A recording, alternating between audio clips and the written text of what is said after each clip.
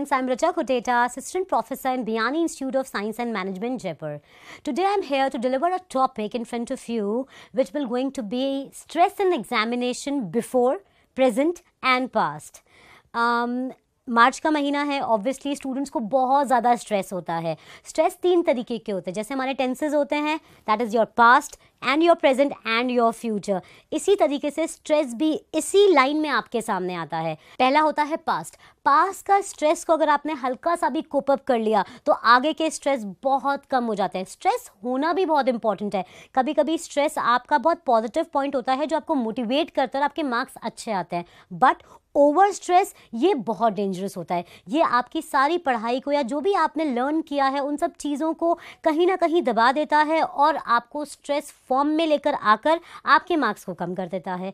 तो अगर आप अपने पास के स्ट्रेस की बात करें, आपका पास का स्ट्रेस जनरेट इसलिए होता है क्योंकि आपने शायद क्लासेस नहीं ली, नोट्स नहीं बनाए कहीं ना कहीं, और आप रेगुलर अपने कॉलेज या स्कूल नहीं गए हैं. अगर आपने ये तीनों चीज़ें की हैं तो मैं इतना मानती हूँ कि अगर मैं 10 में से मार्क्स दूँ तो पास के स्ट्रेस में अगर आप जाते हैं इन तीनों चीज़ों में तो आप आराम से 7 स्कोर कर सकते हैं और सिर्फ 3% या 3 आपका स्ट्रेस होगा. लेकिन इसका उल्टा होता है तो आप इसे वाइसा वर्सा कर लें कि आपका स्ट्रेस लेवल 7 पर होगा और आप रिलैक्स होंगे सिर्फ 3% पे.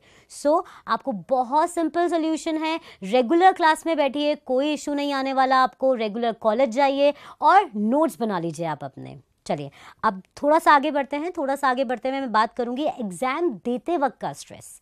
जब हम एग्जाम दे रहे होते हैं तो हमारा सबसे बड़ा प्रॉब्लम आता है एग्जाम देते देते हम बहुत ज़्यादा नर्वस हो जाते हैं.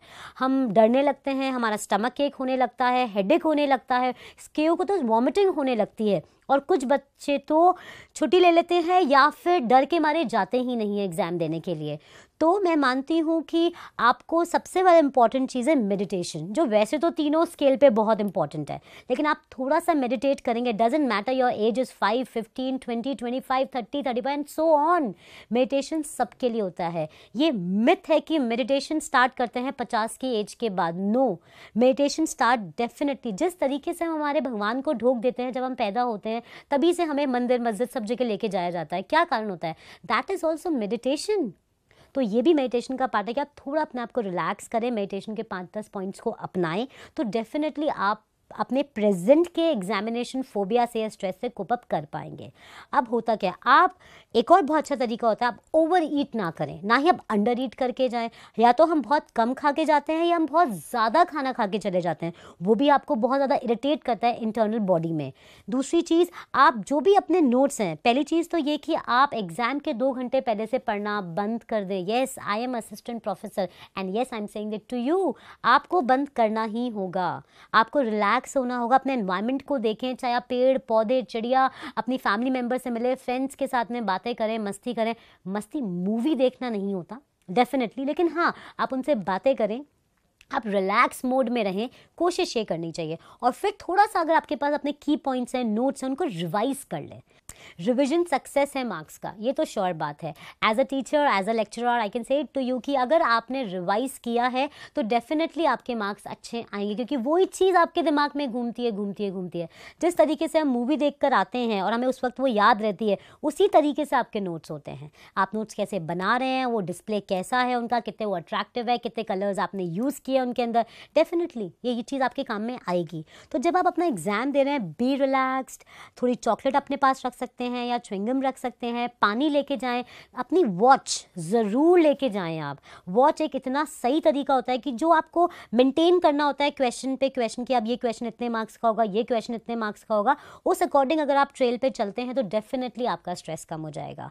अब बात आती है फ्यूचर स्ट्रेस की. हमने अभी बात करी पास्ट की, हमने बात करी प्रेजेंट की, और सबसे खतरनाक स्ट्रेस होता है फ्यूचर का स्ट्रेस. पेपर देके आ गए, पेपर खत्म हो गया, 3 घंटे का, 2 घंटे का, 2.5 घंटे का, जितने का भी आपका पेपर है.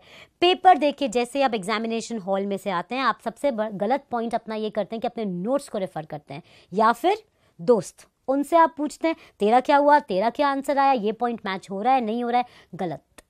अगर आपका नेक्स्ट डे पेपर है या आगे आने वाला आपका कोई ना कोई पेपर है, definitely don't talk about that paper. बिल्कुल भी बात ना करें. आप रिलैक्स करें, आप घर जाएं, छोटी सी नैप लीजिए, खाइए पिए, उठें, फिर अपनी पढ़ाई को शुरू करें.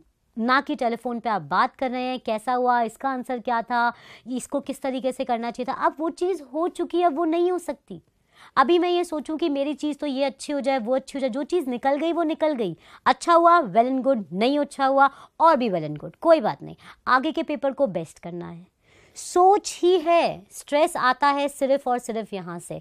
अगर आपने अपनी सोच को अपने काबू में कर लिया तो कोई आपको नहीं रोक सकता, ये चीज़ आप मान के चलिएगा। तो हल्का सा रिवाइज करा देती हूँ मैं भी अभी आपको यहाँ पे अपने पास्ट को, that should be like your notes, classroom study, your college going, your school going, ये डेफिनेटली आपका होना चाहिए। जब आप एग्ज़ाम देने जा रहे हैं आप बहुत बहुत काम कूल कंपोज्ड होने चाहिए, और जब आप पेपर दे के आ चुके हैं तो डेफिनेटली आपको उस टॉपिक के बारे में बात नहीं करनी, आपको अपने आगे वाले पेपर को देखना है। ये 3 चीज़ें कर लीजिए, और पढ़ना तो पड़ेगा ही। पढ़ने इसके कोई शॉर्टकट नहीं है किसी भी चीज़ का, पढ़ाई के बिना कुछ नहीं हो सकता, पढ़ना तो पड़ेगा। लेकिन पढ़ने के बाद भी स्ट्रेस हो रहा है तो प्लीज़ आप मेरे वीडियो को देखें तो आपको समझ में आएगा क्या चीज़ कैसे रखनी है आपको। Thank you for watching my video. Please share and like and also comment, and please subscribe my video on gurukpo.com।